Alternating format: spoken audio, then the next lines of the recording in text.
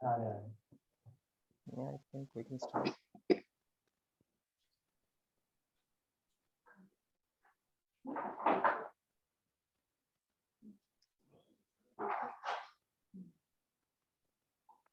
पानी पानी लौंग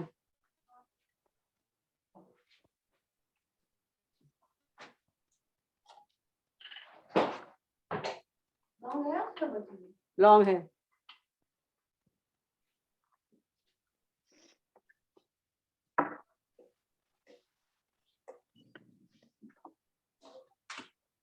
Radhe Radhe everyone. We're so excited to have Didi ji again with us this week for our question and answer session. Thank you, Didi ji, for joining us and answering all our queries. I'll just give you a brief description about Didi ji for all of the people who just joined right now. Didi ji was born in Pratapgarh district of Uttar Pradesh, India, to a religious-minded family. Her father was a close devotee of Maharaj Ji and was well known for his devotional nature. On his invitation, Maharaj Ji lived in Didi ji's family for 15 years, and that's where she had her unique fortune to grow up with Maharaj Ji's close association. And before we begin, I would like to let you all know that we have a WhatsApp group where you could all leave in your phone numbers if you want to be added, so we could inform you about any programs that Didi is doing. So you could just leave your information in the chat box. So if you go to the more section on the top right corner, you could just give in your name and we will add you to the group. And raise your hands if you have questions and we will then begin. For now, I already see some hands up. I'm going to put Hirul Panchal up first. She has a question. So Hirul, go ahead, ask your question. We're going to spotlight you. Radhe Radhe. Radhe Radhe दीदी जी। राधे राधे। दीदी, महाराज ने एक lecture में कहा कि श्री कृष्ण ब्रह्म की योनि है, यानी इसका मीनिंग ऐसा हुआ कि ब्रह्म जो निराकार है वो फिर अलग अलग योनि यानी श्री कृष्ण, राम, शंकर ये सब बन जाते हैं। ब्रह्म की योनि है का मतलब ये कि जो ब्रह्म है वो उसको तो निराकार कहते हैं। वो निराकार जो ब्रह्म का स्वरूप है उसे ब्रह्म कहते हैं, जो कण कण में व्याप्त है। और जब वही शरीर धारण करके नाम रूप लीला गुण धाम के साथ अवतरित होते हैं तो उसी के लिए कहा गया है कि ब्रह्म की वो योनि है। श्री कृष्ण साक्षात ब्रह्म हैं, लेकिन वो शरीर धारण करके आए हैं। और दीदी, जैसे एक यूनिवर्स में एक विष्णु होते हैं, एक शंकर होते हैं, तो उनका जो धाम होता है विष्णु लोक या कैलाश, वो उसी यूनिवर्स में होता है या परमव्योम लोक में होता है? क्या चीज? एक विष्णु एक शंकर जो एक यूनिवर्स के होते हैं, तो उनका जो धाम होता है विष्णु लोक या फिर कैलाश, तो वो उसी यूनिवर्स में होता है या वो परमव्योम लोक में होता है? नहीं, परमव्योम लोक में सबके धाम होते हैं। राम के साकेत लोक है, शिवलोक है, सब धाम है, दुर्गा लोक है, सब हैं। उनके भी ऊपर गोलोक धाम है। गोलोक धाम सर्वोपरि है। तो दीदी, तो जब अनंत शंकर या अनंत विष्णु होते तो उनका परमव्योम लोक पे एक ही धाम होता है या अनंत होते हैं? नहीं, जो विष्णु सब उन्हीं के अंडर में ही हैं, तो सब विष्णु लोक तो एक ही होता है। राम का भी साकेत लोक एक ही होता है, गोलोक धाम भी एक ही होता है। लेकिन अगर सबके अलग अलग हैं या एक ही लोक है, इससे तुम्हारी साधना में क्या फर्क पड़ रहा है? ये तो दीदी कोई फिलोसॉफिकली प्रश्न। देखो, एक चीज समझो, फिलॉसफी हमें समझनी चाहिए पूरी तरह से, जानना चाहिए हमारे श्री कृष्ण कौन है, हमारी श्री राधा कौन है, हमारे गुरु कौन है, हमारा मार्ग क्या है, उस मार्ग पे चलने के लिए हमें करना क्या क्या है, क्या क्या पाना है, कैसे कैसे करना है।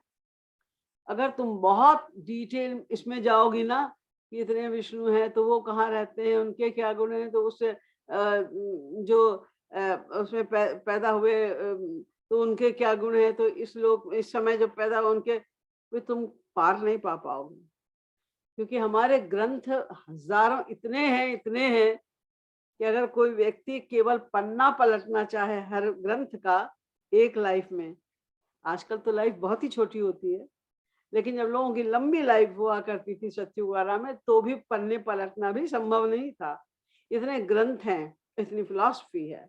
हमें तो एक श्याम काम, हमें तो श्याम सुंदर से काम है। तो अपने को थोड़ा सीमित करो और वहीं तक जानने की चेष्टा करो। बहुत कूड़ा भर लोगी अपने माइंड में, तो फिर तुम श्याम सुंदर को याद कैसे करोगी, हरि गुरु की पूजा कैसे करोगी। इसलिए बहुत ज्यादा जानने की चेष्टा मत करो, जानो बहुत, जितना जानना है जानो, श्री कृष्ण के विषय में, श्री राधा के विषय में, श्री महाराज जी के विषय में, भक्ति के विषय में, भक्ति मार्ग की क्या विशेषताएं उनके विषय में, भक्ति मार्ग पे चलने के लिए क्या सबसे आवश्यक है उसके विषय में, भक्ति मार्ग में बाधाएं क्या हैं उसके विषय में। जो तुम्हारे मतलब का विषय वही बहुत है, उसको ही समझने में पूरी जिंदगी लग जाती है, नहीं समझ पाते लोग। तो दुनिया भर की और बातों को मत ध्यान में रखो, अपने तक सीमित रहो, अपने मार्ग तक सीमित रहो। इसीलिए महाराज जी ने ये बात कहा है कि अन्य ग्रंथों को पढ़ना भी कुसंग है। देखिए, कोई महापुरुष तुमको ये नहीं कहेगा कि भागवत पढ़ना कुसंग है, गीता पढ़ना कुसंग है। महाराज जी कहते हैं, खुल्लम खुल्ला कहते हैं। क्यों? कि तुम अपने गुरु से वो फिलॉसफी सुन रहे हो जो तुम्हारे मतलब की है, और वो ही इतनी है कि उसको आज तक समझ में नहीं आई। लोग 30-30, 40-40 साल से सुन रहे हैं, उनको नहीं समझ में आई।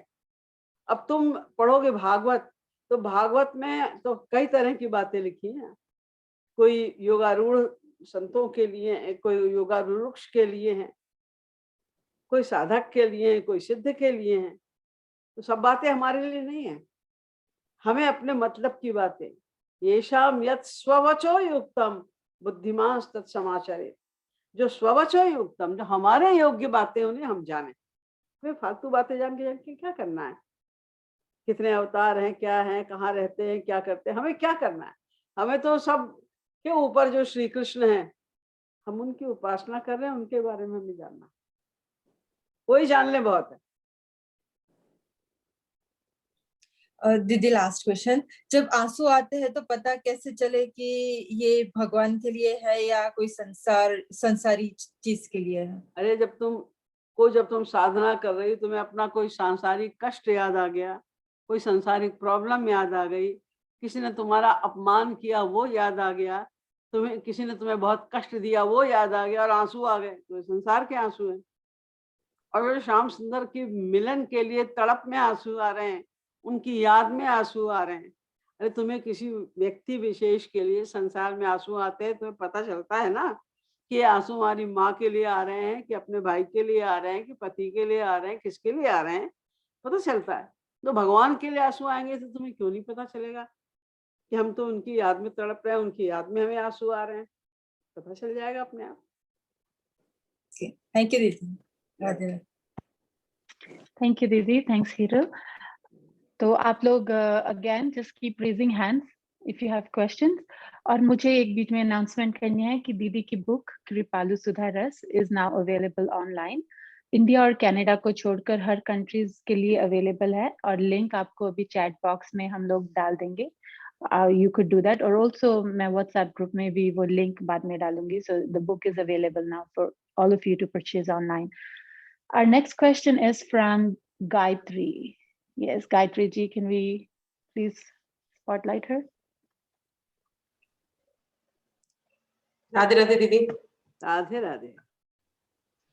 दीदी, मुझे ये एकादशी व्रत के बारे में क्या महत्व है और उसका भक्ति से कोई रिलेशन, कैसे, क्या रिलेशन है? क्योंकि कई हमारे घर में ही मतलब कोई किसी और को फॉलो करते हैं, कोई तो बोलते हैं आश्रम में तो बाकी आश्रम, हमारा नहीं, कोई और, मतलब वो चावल नहीं बनाते, सिर्फ रोटी खा सकते। आप बताओ, आप किसे फॉलो करते? हम तो महाराज जी के हैं। महाराज जी ने घर में एकादशी व्रत के लिए कहा?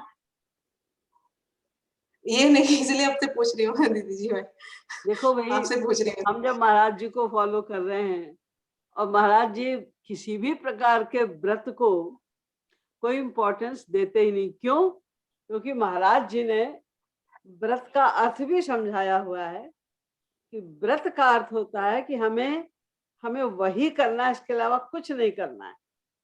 जैसे आपने व्रत ले लिया कि हम 8 घंटे बैठ के साधना करेंगे, तो 8 घंटे आपको साधना करनी ही है।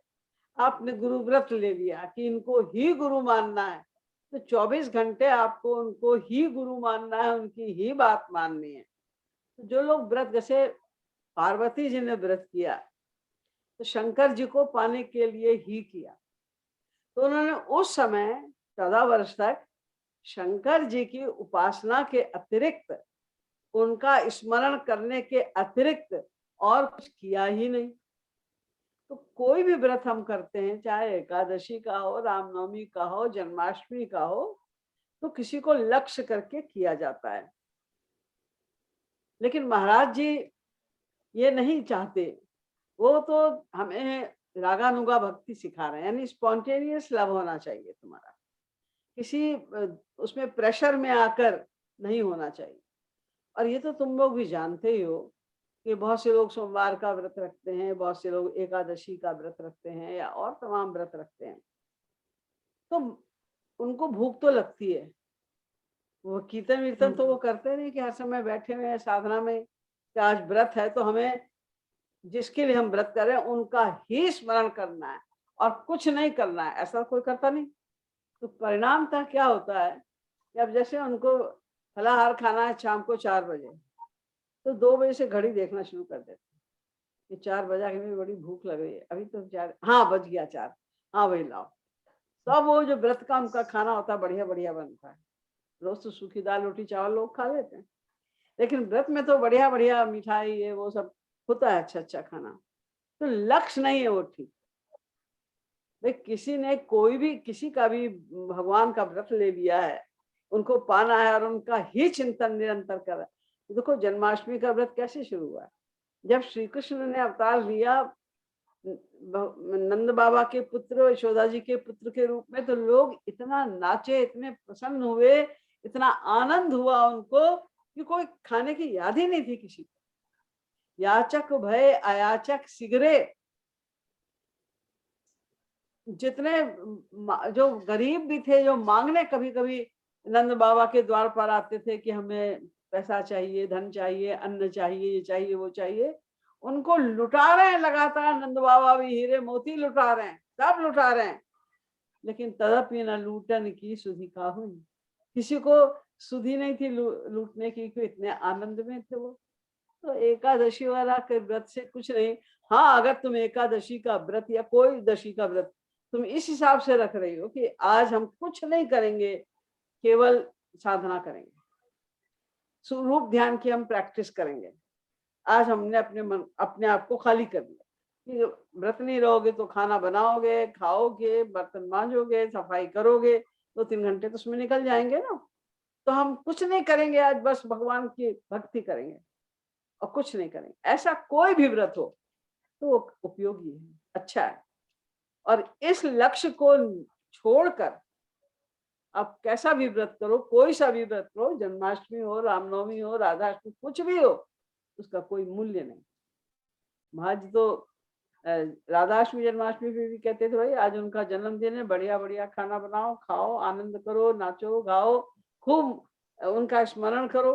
भाई अपने बेटे का जन्मदिन होता है तो हम लोग क्या करते हैं, व्रत रख लेते हैं उस दिन, खूब बनाते हैं, पार्टी करते हैं, लोगों को भी बुलाते हैं, खिलाते पिलाते हैं उनको।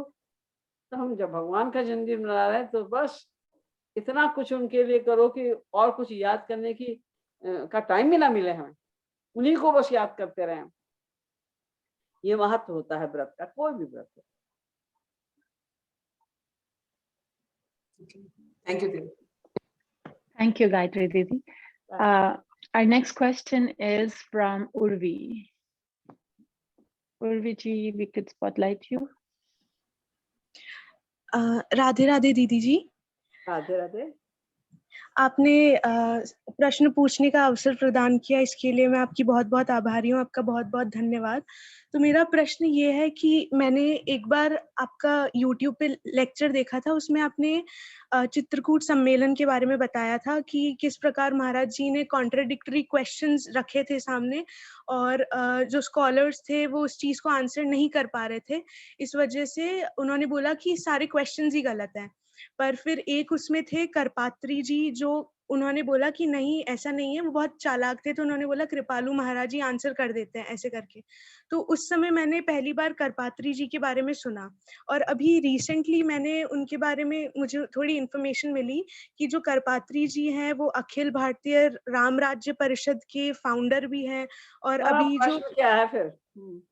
हाँ, तो मेरा प्रश्न मतलब मैं यही पूछ रही थी कि जिन करपात्री जी के बारे में मुझे अभी पता चला कि जो मतलब राम राज्य परिषद के फाउंडर हैं, और ये जगत गुरु जो पुरी शंकराचार्य हैं उनके भी गुरु हैं, तो क्या ये वही करपात्री जी है जो उस समय चित्रकूट सम्मेलन में प्रस्तुत थे, या आप किसी और के बारे में बात कर रहे थे लेक्चर में?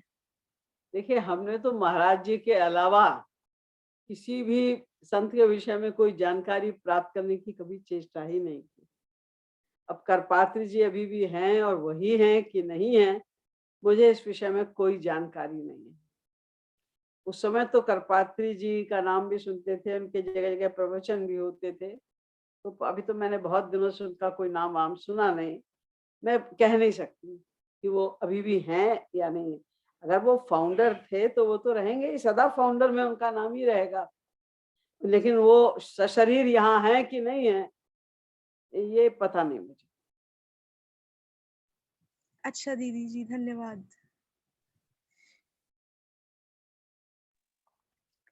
All right, thank you, Urvi. And our next question is from Gajendra Baheti, Nagpur.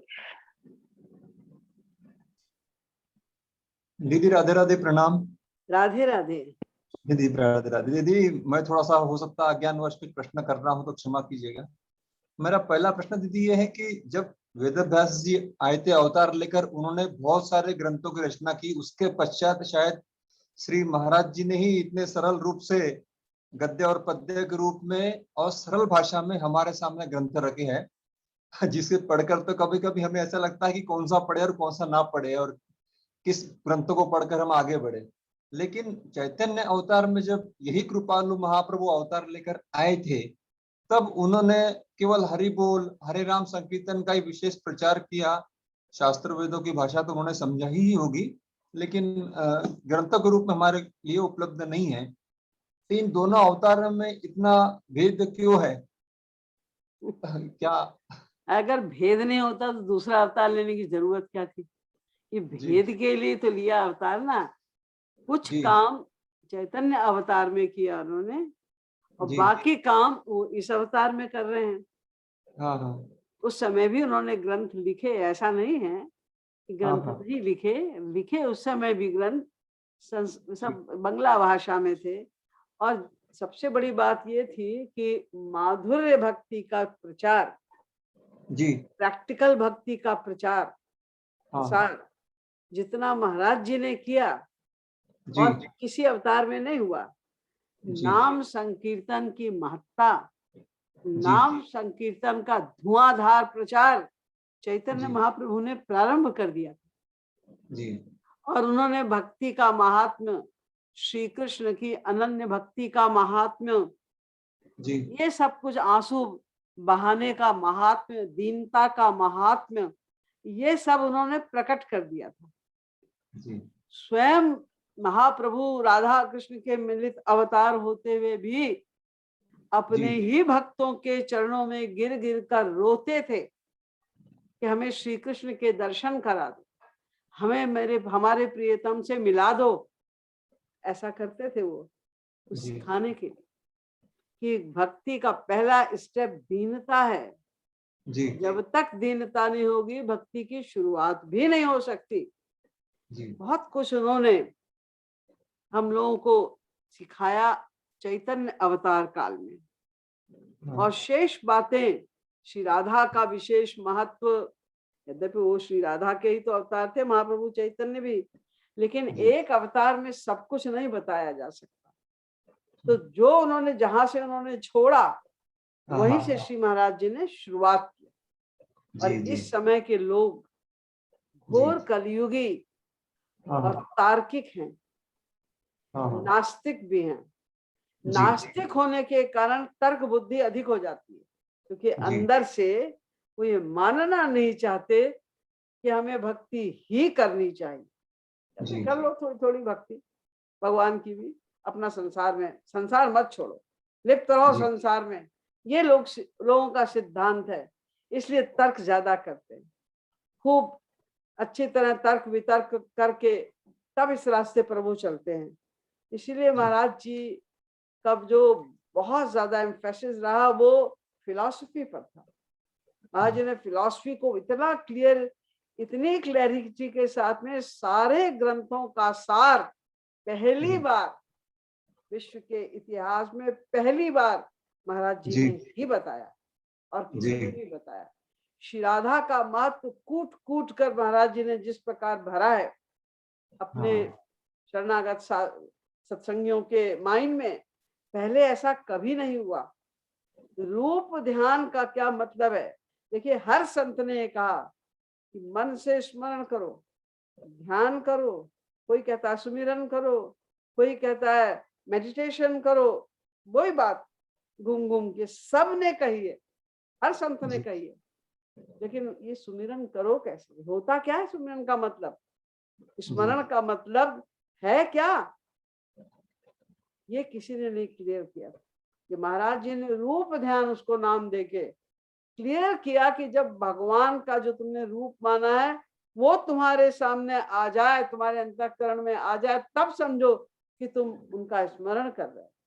क्योंकि अगर तुमने उनके रूप का ध्यान नहीं किया तो इसके मतलब कोई और रूप तुम्हारे माइंड में है, तुम किसी और चीज का ध्यान कर रहे हो। तुम मुंह से राधे राधे बोलो, अब तुम्हारा मन कहीं और है, तो इसको उपासना थोड़ी कहेंगे, जी, तब गलत है ये। तो महाराज जी ने जो जहां पर उस अवतार काल में छोड़ा था कार्य, उसके आगे से यहाँ से शुरू किया। लेकिन दीदी जिन उनके जो किताबें हैं संकीर्तन की बोलो इसकी जो भी, तो हम लोग जो भी किताबें हाथ में लेते हैं तो हमें किसका सहारा लेना, कभी कभी ये पढ़ लेते तो कभी लगता है वो अच्छा है, और लगता है अरे इससे ये अच्छा है, उससे वो अच्छा है। एक चार पद निकालते तो ऐसा लगता नहीं है ये वो और आगे वाला भी बहुत अच्छा है। तो हमारी पहले तो मेमोरी बहुत कमजोर है कलयुग में इस समय में।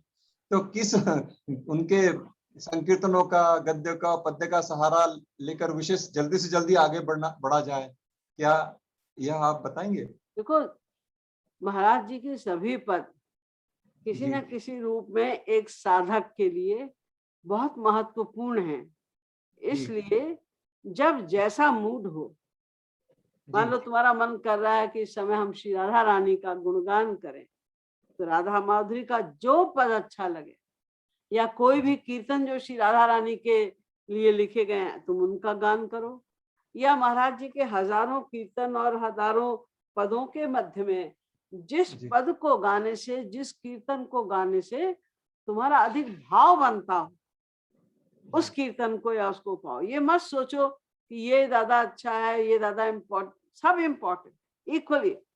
सारे भजन, सारे कीर्तन में महाराज जी ने बार बार एक ही फिलॉसफी को भरा है और कुछ है ही जी, नहीं। इसलिए कुछ भी तुम बोलो, बस उनका नाम हो और मन से स्मरण हो, दो ही बात इम्पोर्टेंट। तुम क्या भजन बोल रहे हो और क्या कीर्तन कर रहे हो इससे मतलब नहीं है। शब्दों पे भगवान नहीं ध्यान देते, वो तो तुम्हारे हृदय को देखते हैं। प्रेम के भूखे हैं भगवान, जी, वो प्रेम तुम्हारा कितना है, उसको बोलने में तुम्हारा ध्यान कितना लग रहा है, तुम ध्यान लगाने की चेष्टा कितना कर रहे हो, इसे ही नोट किया जाता है। तो जो अच्छा लगे जब तब गाओ, बस मन से स्मरण करो, रूप ध्यान करके गाओ। और ये भी जरूरी नहीं है कि किसी विशेष लीला का उसमें चित्रण हो रहा है पद में और तुम कुछ और रूप ध्यान कर रहे हो। तुम्हारा मन जहां जाए बस श्री कृष्ण में होना चाहिए, राधा कृष्ण और गुरु के एरिया में ही हो। फिर इससे मतलब नहीं कि जो तुम लीला गा रहे हो, जो गुण का गान कर रहे हो, उनका नाम का गान कर रहे हो, वो तो बिल्कुल डिफरेंट है और तुम रूप ध्यान बिल्कुल डिफरेंट कर रहे हो, इससे क्या होता है? रूप ध्यान ही तो प्रमुख है, मुंह से क्या बोल रहे हो वो वहां नहीं नोट होता। दीदी एक छोटा सा कहना है कि जो हम अभी इस अवस्था में, इस संसार में, इस युग में जो साधना कर रहे हैं, वो हिसाब से बड़ा कभी कभी फील होता है कि क्या हम इस जन्म में वो लक्ष्य प्राप्त कर पाएंगे। बहुत सारे दीदी व्यवधान उत्पन्न होते संसार में। दीदी आप लोग महाराज जी हमें समझाते हैं कि अपने अभ्यास को बढ़ाओ, हमेशा उनको साथ मानो, लेकिन हम बहुत जितना हमारा देखो, प्रयत्न करने की शक्ति है दीदी वो भी शायद कमजोर पड़ रही है। देखिए तो उसका जो क्या महाराज उपाय जी ने करें? साधना बताई है, जी यार बराबर बताते रहते थे, या जो हर कीर्तन में हर पद में महाराज जी ने साधना बताई है, उसमें प्रमुख बात ये है समझने की। अगर हमने जी वो बात समझ ली महाराज जी की, जिस दिन समझ लेंगे तो इसी जन्म में भगवत प्राप्ति होगी। महाराज जी जी सब बात उसी हिसाब से बना रहे हैं कि इसी जन्म में नहीं, अभी हो जाए भगवत प्राप्ति। महाराज जी ने वो सिद्धांत हम लोग को बताया है। क्या प्रमुख बात उसमें जो महाराज जी बार बार कहते हैं प्रवचन में कि तुम एक भी सेकंड बर्बाद मत करो, इसकी प्रैक्टिस चाहिए और कुछ नहीं। प्रैक्टिस अगर तुमने इंपॉर्टेंट समझ ली कि भगवत प्राप्ति हो गई तो जितने संसार के सुख हैं, चाहे कोई अरबपति हो, खरबपति हो, कोई भी हो, चाहे जितने उसके संसार के सुख हैं, वो तो 0/100 हो जाएंगे। तो लगेगा कि हम कहाँ मूर्खता में पड़े हुए थे, कि क्या हम कांच के टुकड़े बटोर रहे थे, क्या मिला उससे और क्या मिलता आगे चलकर, सिवाय इसके कि और हम मक्कारियां हमारी बढ़ती जा रही हैं, झूठ बोलना, ये सब करना, लोगों को धोखा देना, ये हम करते जा रहे हैं। और हमने कमाया क्या संसार में, और भगवत प्राप्ति हो गई तो क्या मिल जाएगा, क्या हमें मिलेगा, और वो भी अनंत काल के लिए मिल जाएगा। उसके लिए केवल एक अभ्यास, बार बार महाराज जी ने कहा कि जहां भी जाओ, कुछ भी करो, ये फील करो कि हरि गुरु हमारे साथ हैं। और ये प्रैक्टिस से किसी का भी हो सकता है। फील करो बस, और कुछ नहीं करना है। ये नहीं कह रहे हैं तुम कीर्तन करो, तुम रूप ध्यान करो, तुम बैठ के भजन करो बाजार ढोलक लेके, नहीं, ये फील करने की चेष्टा करो कि वो सदा हमारे साथ हैं। हरि गुरु हर समय हमको देख रहे हैं, वॉच कर रहे हैं, हर आइडिया को नोट कर रहे हैं, और देने वाले तो वही हैं सब कुछ। तो अगर हमने गुरु की आज्ञा का पालन किया हमेशा, तो उतनी ज्यादा उनकी कृपा होती जाएगी। और गुरु को प्रसन्न कर लिया, समझो भगवान को प्रसन्न कर लिया, बस उसमें है क्या। लेकिन हम लोग उतनी सी भी बात मानने को तैयार नहीं, हर आज्ञा में लेकिन मगर किंतु परंतु लगा के वही के वही हम खड़े हैं। ये हमारी मिस्टेक है। इसी जन्म में भगवत प्राप्ति हो जाए, यही महाराज जी दिन रात चाहते थे। इतना प्रयास, इतनी मेहनत, 12:30 बजे से 90 ईयर्स की एज में कौन उठता है? अपने काम से भी लोग नहीं उठेंगे, अपने बिजनेस के काम से भी लोग इतनी मेहनत नहीं करेंगे जितनी महाराज ने हम लोग के कल्याण के लिए मेहनत कर डाली है। और फिर भी हम कष्ट से मस नहीं होते, फिर हम डाउट करते हैं इस जन्म में भगवत प्राप्ति होगी अगले। अरे मान लो इस जन्म में तुम्हें भगवत प्राप्ति नहीं भी हुई और तुमने 60% 70% काम कर लिया, अपना प्राप्त कर लिया भगवत प्रेम, तो अब अगले जन्म में तो 30% ही बचेगा ना, तब तो हो जाएगी। अनंत जन्म तो हमारे वेस्ट हो चुके हैं ऑलरेडी, एक जन्म और सही। और फिर बुद्धिमान तो यही सोचेगा हम एक जन्म भी क्यों बर्बाद करें, अगला जन्म पता नहीं कहाँ मिले, कैसा मिले, हो ना हो भगवत प्राप्ति, हमसे साधना हो कि ना हो, इसी में कर डालो सब। ठान लेकर कोई व्यक्ति 10 दिन भी कि हम कुछ भी नहीं करेंगे सिवाय हरि गुरु की उपासना के, और कुछ भी नहीं करेंगे, कुछ नहीं सोचेंगे, तो कहां से कहां पहुंच जाए व्यक्ति। कितनी बार महाराज जी ने समझाया है। जितने डेस्परेट हम लोग तो हैं ही नहीं, डेस्परेट देखा जाए भगवत प्राप्ति के, महाराज जी कितने डेस्परेट थे हम लोग के कल्याण के लिए, ये तो आप लोगों ने देखा ही।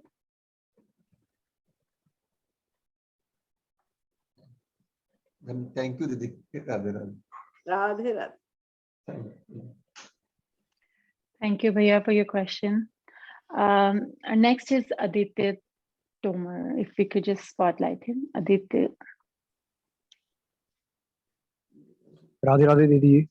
हाँ राधे राधे। दीदी ये मेरा सवाल छोटा सा ही है कि हाँ, भगवान ने गीता में बोला था कि अगर कोई मनुष्य मेरा चिंतन करते हुए अपना प्राण त्यागेगा तो उसे मेरा लोक मिलेगा। अब मान लीजिए कि अगर कोई ऐसा साधक जिसे भगवत प्राप्ति अभी नहीं हुई है और वो साधना करते हुए भगवान का चिंतन करते हुए प्राण त्याग दे तो उसे तो मिलेगा नहीं वो लोग, तो मतलब ये कॉन्ट्रडिक्ट कर रही है बातें आपस में।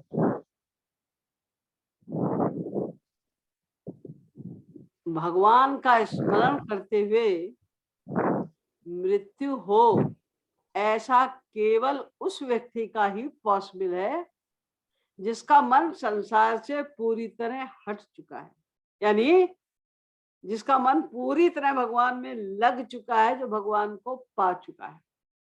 अन्यथा तो मृत्यु के समय इतना कष्ट होता है, इतना ज्यादा कष्ट होता है कि कफ वात पित्त से हमारा गला रुंध जाता है।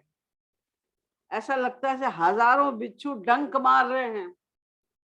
उस समय तो उसे किसी का भी स्मरण नहीं रहता। लेकिन हाँ, आपका जितना अटैचमेंट भगवान में हो चुका है उतने % आपको कष्ट कम होगा। मृत्यु का होगा तो सही, लेकिन उतने ही % मृत्यु का कष्ट कम होगा। लेकिन फिर भी हम भगवान को याद तो नहीं कर पाएंगे। लेकिन आपका जो अटैचमेंट हो चुका है भगवान में, उसके कारण हमें अगला जन्म एक योग भ्रष्ट संस्कारी के रूप में अच्छे परिवार में मिलेगा, जहां हम अधिक से अधिक भगवत भजन कर सके। और जितनी हमने भक्ति, जितना हमने ज्ञान, जितना हमने वैराग्य प्राप्त कर लिया है पिछले जन्म में, वो सब हमें पका पकाया मिल जाएगा। तो अगले जन्म में बहुत आराम हो जाएगा, बहुत आसानी से भगवत प्राप्ति कर सकते हैं। भगवान का नाम लेते हुए सिवाय भगवत प्राप्त संत के, क्योंकि उसमें लिखा है त्यजत्यन्ते कलेवरम, मैंने जो शरीर छोड़ते हैं। त्यजत्यन्ते कलेवरम का मतलब जो शरीर छोड़ते हैं, मेरा स्मरण करते हुए जो शरीर छोड़ते हैं। हम लोग छोड़ते थोड़ी हैं, मायावती जी हमसे तो छुड़वाया जाता है, हमारे प्राणों को जबरदस्ती खींचा जाता है, हमें बहुत कष्ट होता है उस टाइम पर। इसलिए कोई भी मनुष्य मायाबद्ध जीव भगवत स्मरण करता हुआ तो नाम ले ही नहीं सकता, मर ही नहीं सकता। किंतु हाँ, जितने उसने भक्ति की उतनी कृपा उस पर हो जाती है, उसको उतना ही कम कष्ट होता है मरने का भी, और अगले जन्म में भी उसको बहुत मौके मिलते हैं, सुविधाएं मिलती हैं, और बने बनाए संस्कार हैं सब भक्ति के, कर लिया है उसने काफी भक्ति, वैराग्य भी काफी उसका हो चुका है, तो उसको आगे बढ़ने में कोई देर नहीं लगती।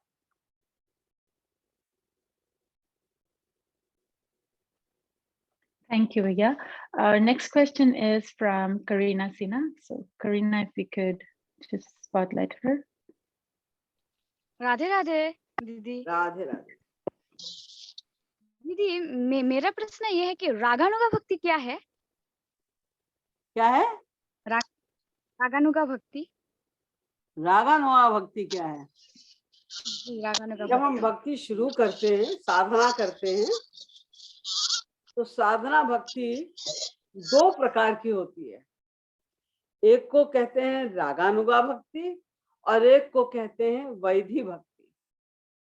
तो जब हमारे शास्त्र वेदों में भी लिखा है कि भगवान की भक्ति कैसे की जाए, तो जब हम शास्त्र वेदों के अनुसार पूजा करते हैं, भक्ति करते हैं, तो उसको वैधि भक्ति कहते हैं। विधि पूर्वक ये ऐसे करो, अब ये आरती करो, अब आरती इस प्रकार से करो, इधर से इधर इतनी बार घुमाओ, फिर ये करो, फिर वो करो, ये सारे नियम लिखे हुए हैं भक्ति के। तो उसके अनुसार जब हम भक्ति करते हैं तो वैधि भक्ति कहलाती है। और जब हमारी भक्ति स्वाभाविक हो, यानी हम भगवान से प्रेम करते हैं, क्यों करते हैं उसका कोई वो नहीं, हम बस उनसे प्रेम करते हैं, वो हमारे हैं, वो हमारे हैं, वही हमारे हैं, ऐसा मानकर जब हमारा स्वाभाविक प्रेम बढ़ता है, और प्रेम को बढ़ाने की हम चेष्टा करते हैं, नियम नियम का हमसे कोई मतलब नहीं, बस हम दिन रात चाहते हैं कि हमें उनका स्मरण हो, हम उनका स्मरण करने की चेष्टा करते हैं, स्वाभाविक रूप से उसको एक स्वभाव बना लेते हैं अपना प्रेम करने का उनसे, तो वो रागानुगा भक्ति कहलाती है। रागानुगा भक्ति और वैधि भक्ति में अंतर को यूं समझ लीजिए आप कि मान लीजिए आप सुबह आपकी जल्दी नींद खुल गई और आप बैठ के साधना कर रहे हैं। आज आपकी 2:30 बजे नींद खुल गई, तो आपने कहा चलो नींद खुल गई है, इसका फायदा उठाते हैं, तो आज हम साधना करते हैं। आप साधना कर रहे हैं, अब 6 बज गए, अब खूब आप आनंद ले रहे हैं, आपके आंसू भी बह रहे हैं, रूप ध्यान बड़ा बढ़िया हो रहा है। अब ये आरती का टाइम हो गया, आपका 6 बजे आरती का टाइम है। तो वैधि भक्ति के अनुसार वैधि भक्ति कहेगी नहीं, अब चलो आरती करो, नहाओ, आरती करो, तुम्हारा आरती का टाइम हो गया। नहाए नहीं हो तो नहा लो और फिर आरती करो।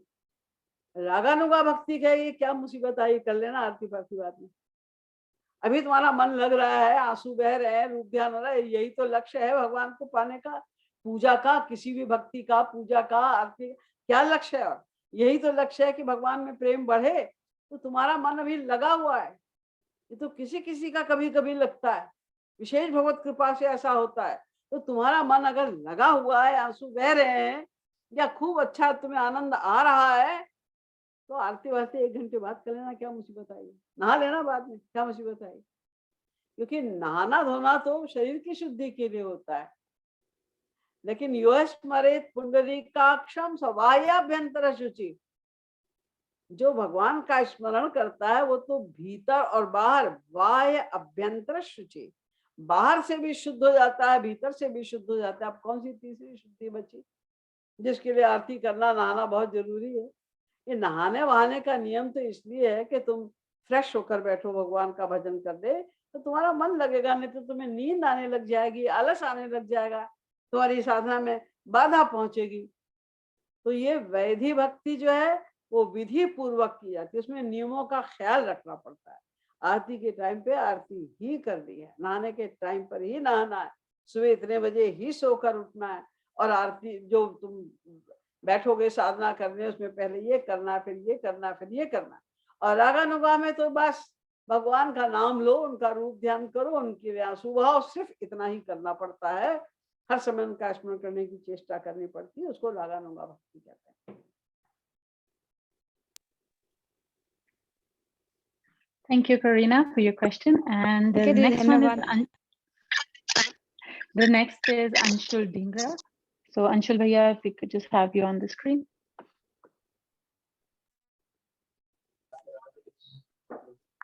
राधे राधे दीदी जी। राधे राधे। मेरा प्रश्न ये था कि आप हमेशा बोलते हो कि मतलब महाराज जी को याद करना है सारा टाइम, हमेशा याद करना है कि हमारे साथ हैं।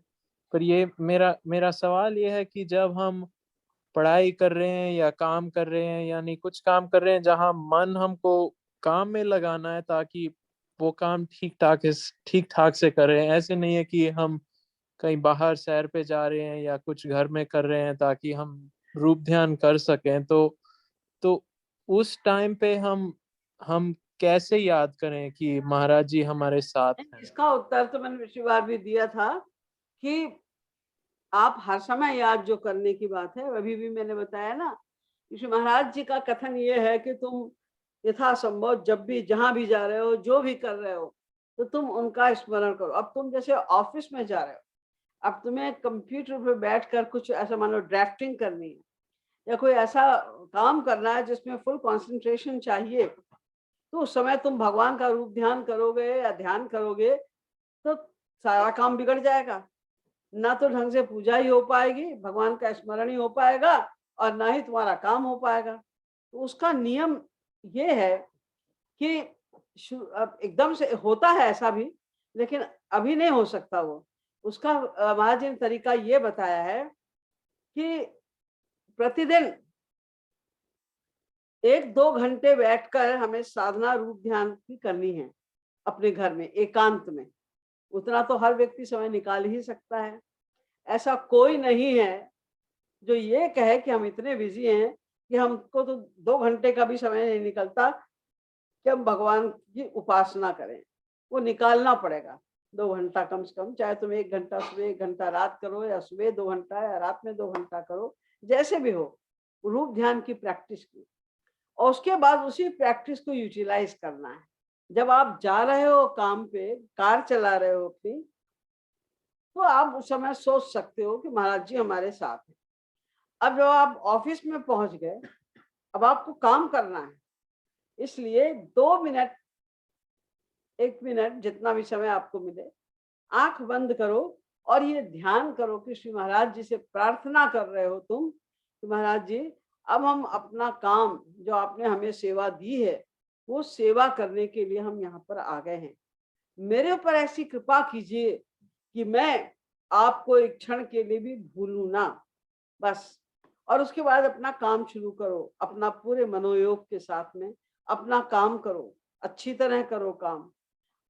और उस बीच में जब भी समय मिले, 1-2 मिनट का आपको समय मिल गया, या जो आप काम कर रहे हो आप 2 मिनट उसमें ब्रेक दे सकते हो, तो जब आपको ध्यान आ जाए, आधे घंटे बाद, 1 घंटे बाद, 2 घंटे बाद, 3 घंटे बाद, जब भी समय मिले 4-5 मिनट का, तो आंख बंद करके चुपचाप बैठ जाओ और स्मरण करो और सोचो कि महाराज जी यही हैं, अब मुझे देख रहे हैं।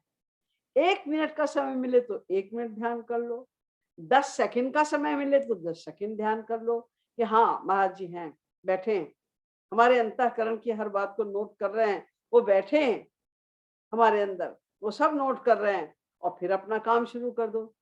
तो जब तुम ये अभ्यास शुरू करोगे, जैसे तुमने आज संकल्प लिया कि हम जब जा रहे हैं काम में तो हम हर समय श्री महाराज जी का ध्यान रखेंगे।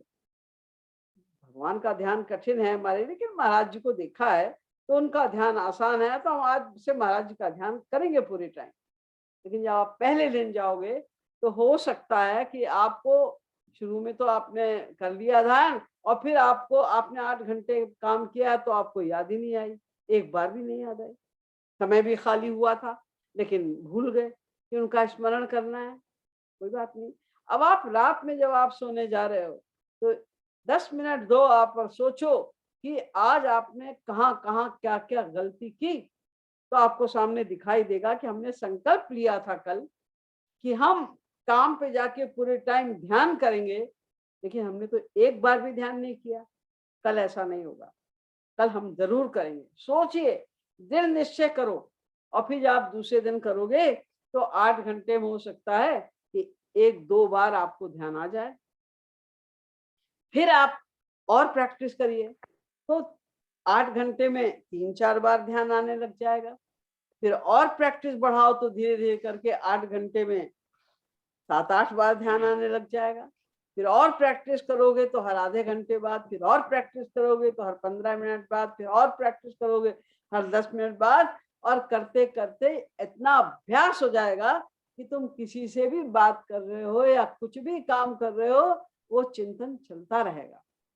देखो, एक माँ अपने छोटे से शिशु को, बच्चे को छोड़ के घर जाती, एक बेबी सिटर के ऊपर छोड़ के जाती, काम पर जाती है, तो वहां भी वो बच्चे का ध्यान रहता है। उसे जरा सा भी टाइम मिला तो फोन करके पूछेगी, हाँ वो ठीक ठाक है, उसने खाया, दूध पिया, ये खाया कि नहीं खाया, खिला दो उसको, ये ध्यान रखता है, उसको भूलती नहीं है, वो याद आता रहता है उसको। तो संसार के जब हम काम कर याद कर सकते हैं, तुम्हारे घर में कोई बहुत बीमार है जो तुम्हारा बहुत प्रिय जन है, तुम्हारी माँ बीमार है, तुम्हारा बाप बीमार है, तुम्हारी बहन बीमार है, या कोई, तो आप काम पे जाके भी उनका स्मरण करते रहते हो, ध्यान आता रहता है उनका। तो भगवान का क्यों नहीं आ सकता? वो इसलिए कि उनका अभ्यास नहीं, प्रैक्टिस नहीं है हमारी, और संसारियों का ध्यान करने की प्रैक्टिस है।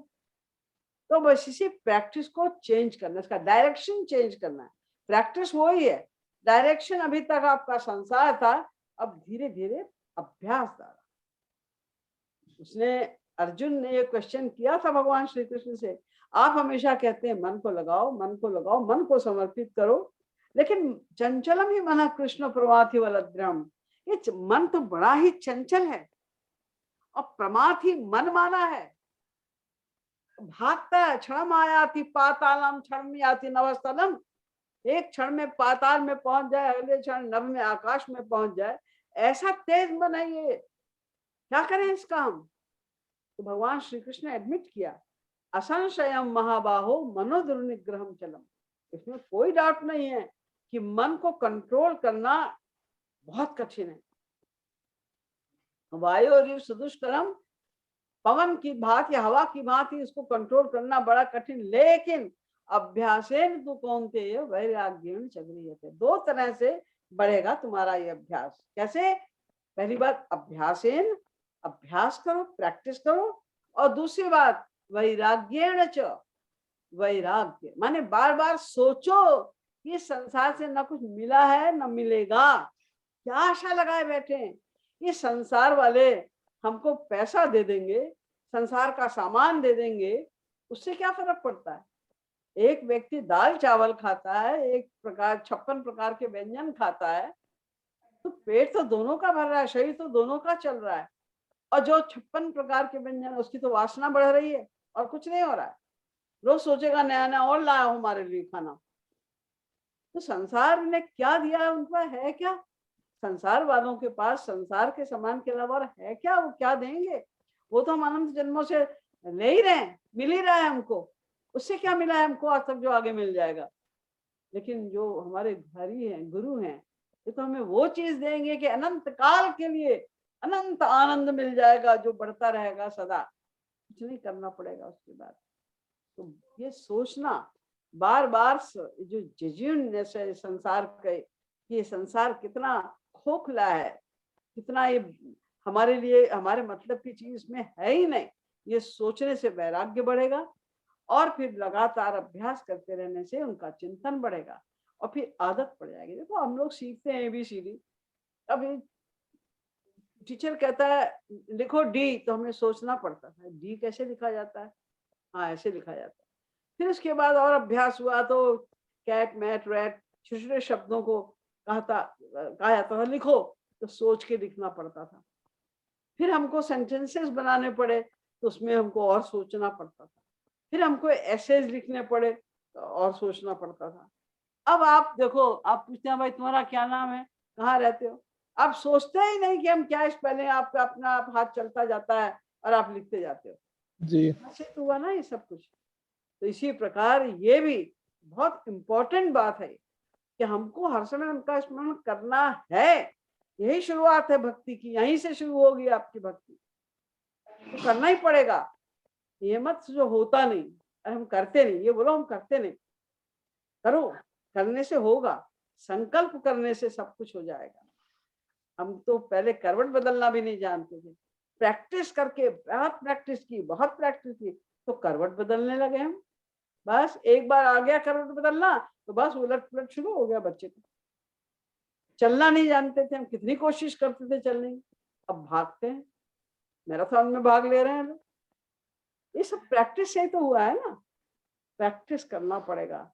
ये कभी नहीं कहो, महाराज जी कहते थे ये सेंटेंस ही गलत है कि हमारा मन नहीं लगता, आपने लगाया नहीं ऐसा बोलो, नहीं लगता, ये गलत।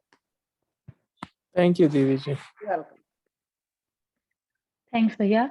As we all know, दीदी जी is right now in Georgia. तो दीदी बहुत सारे प्रोग्राम्स कर रही हैं। आज शाम को भी मदर्स डे का प्रोग्राम है। अगर आप सबको इन्फॉर्मेशन चाहिए, यूट्यूब चैनल में दीदी के हम सब प्रोग्राम उसमें आ रहे हैं इन्फॉर्मेशन, बट ऑल्सो मैं व्हाट्सएप में भी आप सबको लिंक्स भेज रही हूँ साथ साथ में। If you are not in the WhatsApp group, please leave your number so I could add you in the WhatsApp group so you could benefit from the comfort of your house. And अभी हमारा next question है, बहुत थोड़ा time रह गया है और बहुत से लोगों के क्वेश्चंस हैं।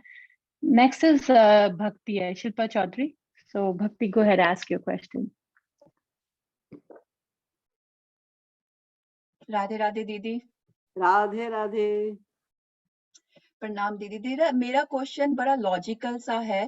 तो दीदी लोग ने हमें होमवर्क दिया था कि 10 मिनट राधे ब्रीदिंग करो और महाराज जी का ही चिंतन करो। तो मेरी हालत तो इतनी गंदी है कि मैं 10 मिनट भी नहीं कर पा रही हूँ कांस्टेंट राधे ब्रीदिंग। तो मेरा जो प्रश्न है, जब मैं वो करती हूँ तो मैं 1-2 मिनट बाद रोने लग जाती हूँ। महाराज जी को याद करके अपने आप को गुरुधाम में लेके, पर मैं उस समय राधे ब्रीदिंग तो राधे राधे करना तो भूल ही जाती हूँ, बस रोती ही रहती हूँ महाराज जी के लिए। क्या वो एक ही बात है? हाँ, ये तो बेटर है। अगर लिखने से मुंह से राधे राधे बोलने की अपेक्षा अगर आपको महाराज जी का स्मरण हो जाता है, रूप ध्यान होने लग जाता है राधा कृष्ण का, उनकी याद में आंसू आने लगते हैं, तो राधे राधे बोलने का, लिखने का यही तो पर्पस है, और क्या है। इसीलिए तो राधे राधे बोला जाता है कि हम उनका स्मरण करें, उनकी याद में रोएं, आंसू बहाएं, तो वो तो ठीक ही है। ओके दीदी, thank you. Radhe Radhe. Thank you, Shilpa. Next is Shubham.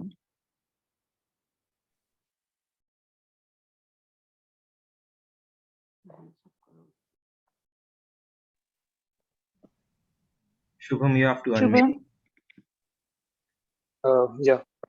नमस्ते दीदी जी। हाँ, राधे राधे। राधे राधे। मेरा प्रश्न है कि मतलब अगर किसी ने मतलब दुर्भाग्यपूर्ण मतलब अगर कोई अगर जैसे किसी महापुरुष के खिलाफ मतलब कुछ दीदी हेलो शुभम, वीडियो बंद करके क्वेश्चन पूछ लो। इसमें ऑडियो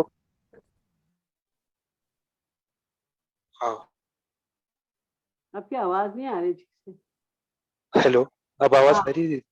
हाँ, अब आ रही है दीदी? हाँ आ रही है। हाँ, मेरा सवाल है जी कि अगर जैसे दुर्भाग्यपूर्ण जैसे अगर वैसे तो महापुरुष के खिलाफ किसी ने निंदा विंदा नहीं सुननी चाहिए कुछ भी, या अगर वो नामापराध कर चुका है, अगर कोई हो गया है, तो जैसे वो बार बार वो दिमाग में से विचार आता है बीच बीच में, हर बार तो नहीं लेकिन बीच बीच में कभी कभार आता है, तो फिर वो साधना मतलब बीच में रुक जाती है थोड़ी देर, तो वो मतलब वो कैसे उसको निकाला जाए मतलब? इसलिए ये तत्व ज्ञान के पूर्वक ये सोचो कि जो हो चुका भूत में, वो तो उसमें तो हम कुछ सुधार कर ही नहीं सकते। इसलिए हमारा प्रयास सिर्फ ये होना चाहिए कि हम भविष्य में कभी भी सेम चीज रिपीट ना करें, हम दोबारा नामा अपराध ना करें। बस इस पे ही ध्यान रखो, जो हो चुका उसको सोचो मत, उसको सोचने कोई फायदा ही नहीं, अब तुम उसमें क्या कर सकते? जो हो चुका वो तो हो चुका। हम जैसे ही कोई कर्म करते हैं, अच्छा या बुरा, तो हमें तुरंत उसी समय उसका फल मिल जाता है। और जब तुम भक्ति करते हो तो भक्ति का भी फल मिलता है, और भक्ति के द्वारा प्रारब्ध भी कट जाते हैं। इसलिए बस अब अधिक भक्ति करो, ताकि जो तुमने पहले कुछ किया भी है, नामापराध किया है या किसी प्रकार का अपराध किया है, तो वो सब कुसंस्कार कट जाएं। अधिक से अधिक भक्ति करो, उससे सब ठीक हो जाएगा।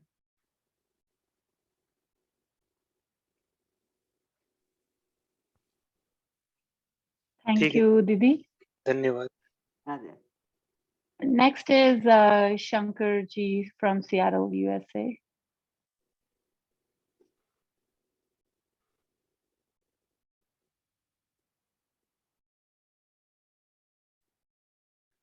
राधे राधे शंकर। राधे राधे।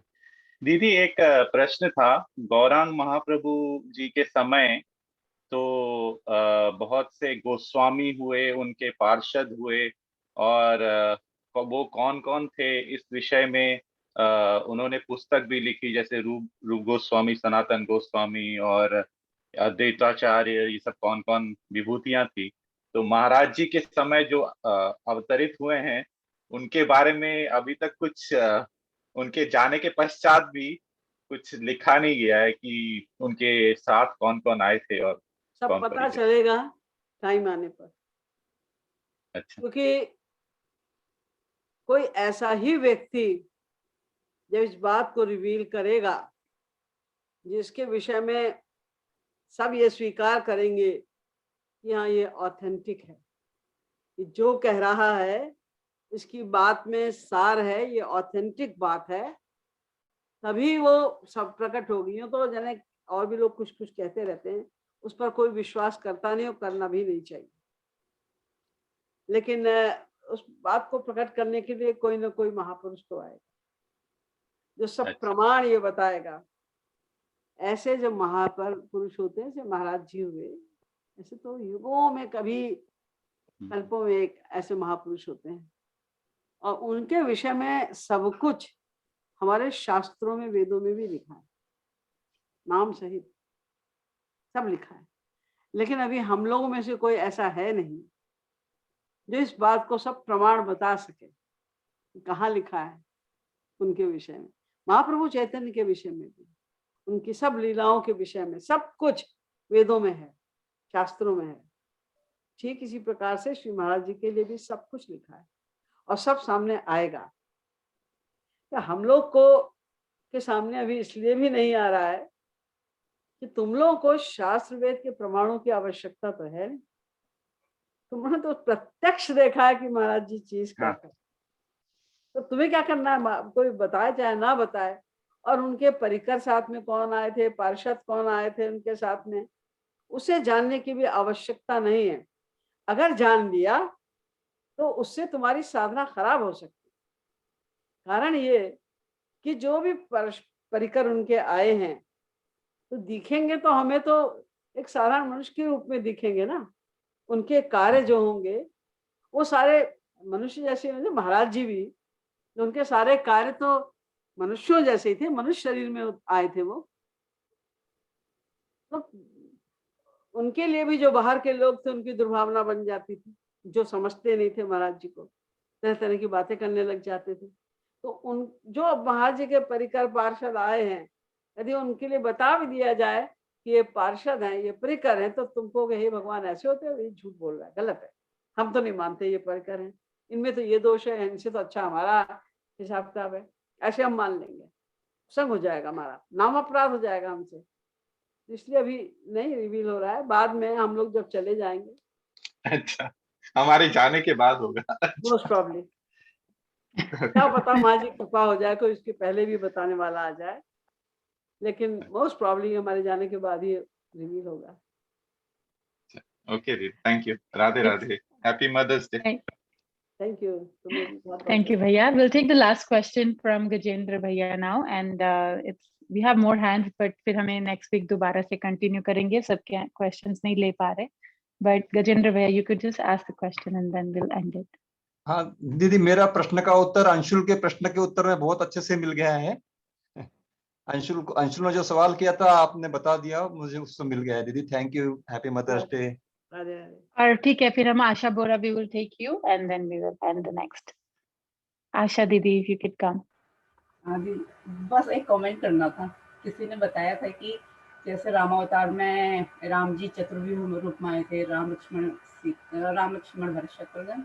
कृष्ण अवतार में 4 रूप में आए थे, कृष्ण बलराम अनिरुद्ध प्रद्युम्न। तो ऐसे ही अभी कृपाल मोहित अवतार महाराज जी भी 4 चतुर्व्यूह रूप, महाराज जी और तीनों देवी, तो कहते हैं कि वो चतुर्व्यूह रूप है।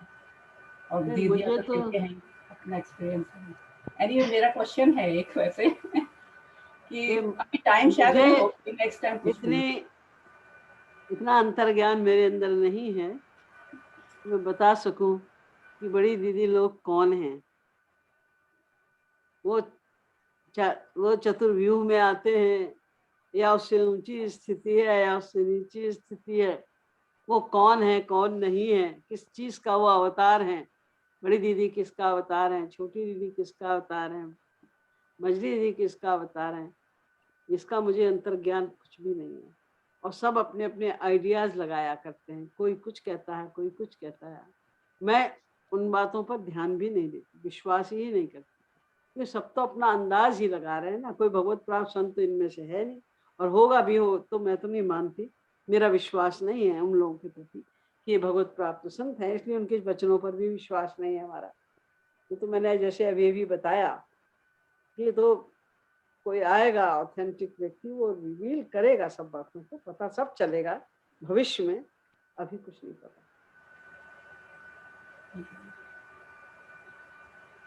थैंक यू दीदी। अब आप सब लोग अनम्यूट कर सकते हैं। एंड दीदी, happy mother's day to you. Thank you. Everybody can सबको say happy share. Mother's day दीदी, happy mother's day, Radhe Radhe. Mother's day दीदी।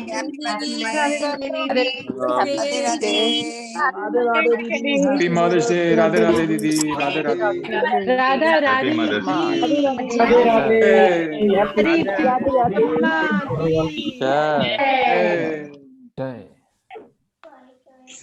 राधे राधे। राधे राधे राधे। राधे राधे राधे राधे दी।